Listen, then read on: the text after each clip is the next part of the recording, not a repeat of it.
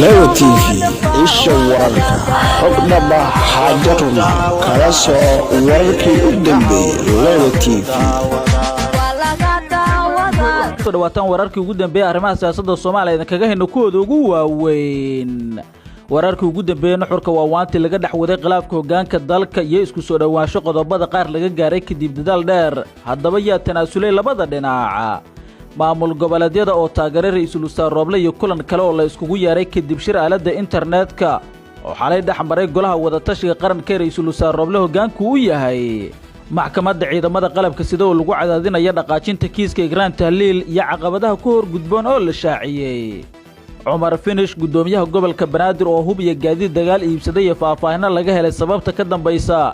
haddaba miyaa Umar Finish xilka laga qaadaya maxaas tilaabadan ku soo beegay xilligan xoga ayaan idinkaga haynaa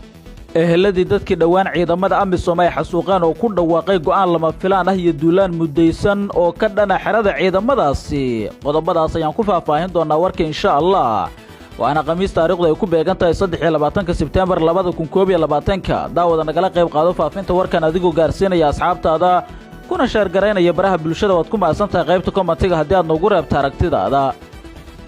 mar kale kulanti wanaagsan aynu ku bilowno warka xogo dheeraad ayaa laga helayaa wadahadallo saacadihii la soo dhaafay xal loogu raadinayay khilaafka xadka dhaafay ee hoggaanka ugu sarreeya dalka xilli dhinacyadu bilowgii hore ee waanwaanta shuruudaha iska soo horjeeda ay ku xireen in ay heshiyaan xogta laga helay kulamadii xalay ilaa iyo shalay gelinkii dambe socda ayaa sheegaysa in xogaa isku soo dhawaanshaha la gaaray qodobada qaar oo markii hore aad loogu kala fogaana xogaa dhinacyadu ay ka soo dabceen arrinta isfahamka hordhaca ah ee la gaaray ayaa ah in taliska nabad sugidda sirdoonka qaranka Soomaaliyeed NISA farmaajo looga dambeeyo sidoo kalena wasaaradda amniga la keeno mas'uul labada dhinac ay ka wada tashadeen inkastoo heshiiskan si rasmi ah loo gaarin qodobadana markasta waxay iska bedeli karaan haddana xogta aynu helnay ayaa sheegaysa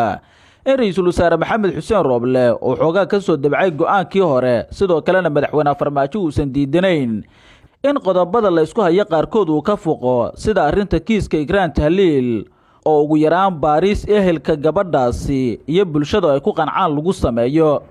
inkastoo wararka la helaya qaarkood ay sheegayaan in wali xaaladda khilaaf ee labada dhinac ay tahay mid adag haddana isku soo dhawaanshahan ayaa rajo laga qabaa in looga gudbo xurgufta guud ahaan saameysay hay'adaha dawladda iyo doorashooyinka intaba arrintan waxay ku soo aadaysaa iyadoo khilaaf xooggan iyo isdiidanaan ay ka dhex jirto madaxweynaha mudxalaadkiisu dhamaaday Maxamed Cabdullaahi Farmaajo ra'iisul wasaaraha xukuumadda xilgaarsiinta waxaana arrinta xurgufkoodu salka ay ku haysaa kiiska Igraan Tahliil oo ka tirsaneed hay'adda nabad sugidda sirdoonka qaranka Soomaaliyeed laguna leeyahay gacanta hay'addii ay ka tirsaneed qaybihii hore ee warka daawanaysaan shir dhaxmaray golaha wada tashiga qaranka oo ay ku midaysan yihiin ra'iisul wasaare Roble iyo madaxda maamul goboleedyada ayaa xalay ku qabsoomay qaadka Zoom-ka kaasi oo looga hadlay dardargelinta doorashooyinka dalka sida lagu shaaciyay qoraal ka soo baxay xafiiska ra'iisul wasaaraha shirkaasi waxa xalay diiradda lagu saaray dhamaystirka doorashada aqalka sare iyo qabashada doorashada golaha shacabka sidoo kale waxa warbixinta looga dhageystay guddiga doorashooyinka heer federaal gaar ahaan gudoomiyahooda Maxamed Xasan Ciro oo shirkaasi ka qayb galay ila ku dhowdhow shirka golaha wada tashiga qaranka ayaa sheegay in la isku soo hadal qaaday in goluhu shuru iskugu yimaado balse lama go'aamin waqtiga rasmiga ah uu qabsoomaya shirkaasi shirka ay yeesheen ra'iisul wasaare Roble iyo madaxda maamul goboleedyada ayaa ku soo aadaya iyadoo la baajiyay shir kale oo talaadadii toddobaadkan madaxda dawlad goboleedyadu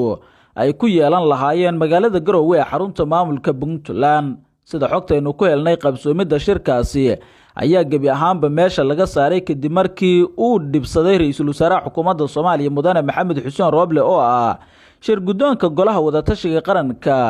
ee go'aamiya habsami u socodka doorashooyinka Soomaaliya si kastaba madaxda maamul goboleedyada kulankoodii xalay waxay kula wadaageen ra'iisul wasaare Maxamed Xuseen Roble inuu iska saaro shakiga madaxda maamulada uu ka qabo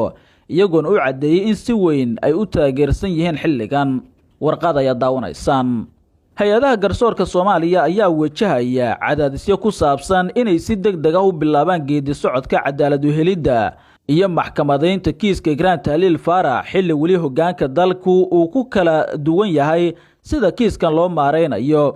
qayladaan ayaa ka imaanaysa qoyska haweeneydan ka tirsanad hay'adda nabad sugidda sirdoonka qaranka Soomaaliyeed xubnaha mucaaradka iyo saraakiil ciidan kuwaas oo aaminsan in muhiim ay tahay in cadaaladda la hor keeno cid walba oo kiiskan ku lug lahayd. jenaraal cabdalla oo soo noqday taliya ku-xigeenka hay-adda muqaabaraadka qaranka ayaa ka mid ah dadka aaminsan in igraan ay sababtay inay wax ka ogaato dilkii injineer Yariisow. kiiska allaha u naxariistay injineer Yariisow ma ahayn mid yar, madaxweyne Farmaajo iyo Fahad Yaasiin agtoodana waa mid ku weyn oo mustaqbalkooda ayuu saameyn ku leeyahay, ayuu qoraal uu soo saaray ku yiri cabdalla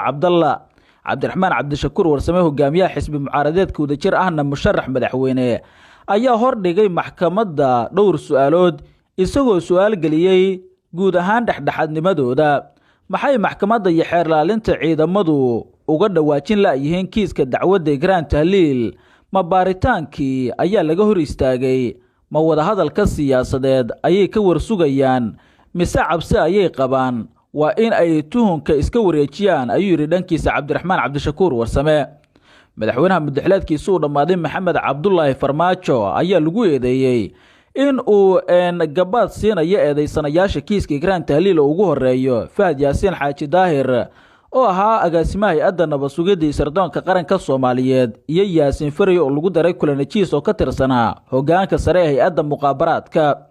qaali maxamuud guhaad hooyada dhashay igraan tahliil ayaa toddobaadkan waxay cod dheer uga dalbatay madaxweyne Farmaajo inuusan siyaasadaynin kiiska gabadheeda, iyadoo dhanka kale ra'iisul wasaare maxamed xuseen roble ugu baaqday in sida ugu dhaqsiyaha badan kiiskan cadaaladda loo hor keeno lagana wareejiyo tuhumada xilligan ku gadaaman.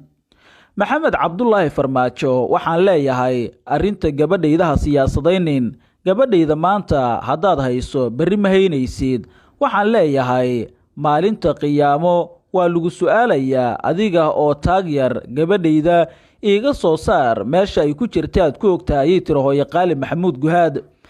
jenaraal cabdalla ayaa aaminsan in horumar kasta oo laga sameeyo kiiska igraan tahliil uu furo u noqon doono kiiska khaarijinta ahaa ee lagu dilay injineer Yariisow guddoomiye hore gobolka Banaadir. waxaa jenaraal cabdalla sidoo kale uu soo jeediyey in baaris madax bannaan lagu sameeyo habkii lagu khaarijiyey injineer Yariisow. haddii maxkamaddu kiiskaasi horumar aysan ka samaynin kiisaska kale ee la xiriira oo kan igraan uu ka mid yahay, wax horumara lagama gaari doono furaha baarista dilalka saraakiisha nisa. waa in laga soo bilaabo dilkii injineer Yariisow, ayuu ku yiri cabdalla qoraalka uu soo saaray. kiiska igraan tahliil ayaa noqday qadiyad heer qaran gaarta, iyadoona xiisad culus ay ka dhex abuurtay kiiska gabadhani madaxda ugu sareeya dalka si gooni ah ra'iisul wasaaraha xukuumadda Soomaaliya iyo madaxweynaha muddaxileedkiisa uu dhammaaday. waxaana ra'iisul wasaare roble marar badan uu ku celceliyey in cadaalad kiiskaas loo helay inay tahay muhiimadiisa koowaad, halka madaxweyne Farmaajo xitaa uu soo jeediyey in dilka gabadhaasi diya laga bixiyo. qaybihii dambe ee warkiinu isla soo gaarnay. sida xogaha ay ku heshay warbaahinta guddoomiyaha gobolka Banaadir ahna duqa Muqdisho Cumar Maxamed Maxamuud Cumar Finish ayaa soo iibsaday 2 gaari oo nuuca dagaalka. xogta la helay ayaa sidoo kale sheegaysa in Cumar Finish uu soo iibsaday hub culus oo u badan beekam iyo sabano, lamana oga sababta ka dambaysa arrintan, balse waxa Muqdisho muddooyinkii dambe ka jiray hadalla sheegaya inuu socdo qorshe xilka looga qaadayo guddoomiyaha gobolka Banaadir. sidoo kale arrintan ayaa ku soo aadaysa iyadoo magaalada Muqdisho maalmahan ay wajahayso xiisad siyaasadeed oo culus oo ka dhalatay, kaasi oo sababay mas'uuliyiinta dawladda inay ku kala qaybsamaan, qaarna ay la saftaan ra'iisul wasaare roble, dhanka kalena ay u jabaan dhinaca madaxweyne Farmaajo. dhammaan xubnaha maamulka gobolka Banaadir ayaa toos ugu xiran filla Soomaaliya, waxaana jira warar sheegaya in Cumar Finish uu qayb ka yahay shakhsiyaad ka diidan go'aanada uu ra'iisul wasaare maxamed xuseen roble qaatay. ma cadda haddii ra'iisul wasaare roble uu awood u leeyahay inuu xilka ka qaado Cumar Finish, hase yeeshee xilal qaadistii horey u sameeyey xubna ku dhawaa madaxweyne Farmaajo uu xasanaadda kaga xayuubiyey ayaa hirgalay sida Fahad Yaasiin iyo Xasan Xundubay. Cumar Maxamed Maxamuud Cumar Finish ayaa muddo 2 sano iyo 50 cisho u magacaaban maamulka gobolka Banaadir, waxaana lagu eedeeyaa maamul xumo, nadaafad darro gobolka ah iyo musuqmaasuq baahsan oo intii uu joogay ka dhacay gobolka Banaadir. ugu dambayna ehelada dadkii beeralayda ahaa ee ciidamada AMISOM ay ku laayeen deegaanka Golweyn ee gobolka Shabeellada Hoose ayaa soo saaray go'aan cusub kadib 43 maalmood oo banaanbaxyo toos ah ay ka wadeen gobolkaasi iyo sidoo kale gobolka Banaadir. Xuseen Cismaan Waasuge oo ah afayeenka beeralayda gobolka Shabeellada Hoose oo warbaahinta la hadlay ayaa sheegay inay hadda go'aansadeen in gacmahooda ay cadaaladda ku raadsadaan oo la dagaalamaan ciidamada Uganda ee ku sugan gobolka Shabeellada Hoose. 8 qof ayay naga dileen, haddana waxaan diyaar u nahay inaynu u arno dadkeenni oo cadaaladda gacmaheena aynu ku raadsanno. ma kala naqaano AMISOM, laakiin 8 ka mid ah ayaan u dilaynaa, ayuu yiri afayeenkan maruu hadlayay. waxa uu sheegay inay la kulmeen saraakiisha AMISOM 19 bishan oo ay u qabteen 3 maalmood inay jawaab uga helaan, balse AMISOM ay codsatay 7 maalmood oo ku eg maalinta Sabtida ay soo aadan 25 bishan. guud ahaan intaas ayaan kusoo gabagabeynaya warka. haddaad ku cusub tahay channelka nagu soo biir, subscribe dhawr kuma kadibna fura gambaleelka, waxaad noqon doontaa qofka ugu horeeya ee hela xogaha iyo macluumaadka halkan aynu ku soo daabacno. tan iyo kulanti dambe nabaday.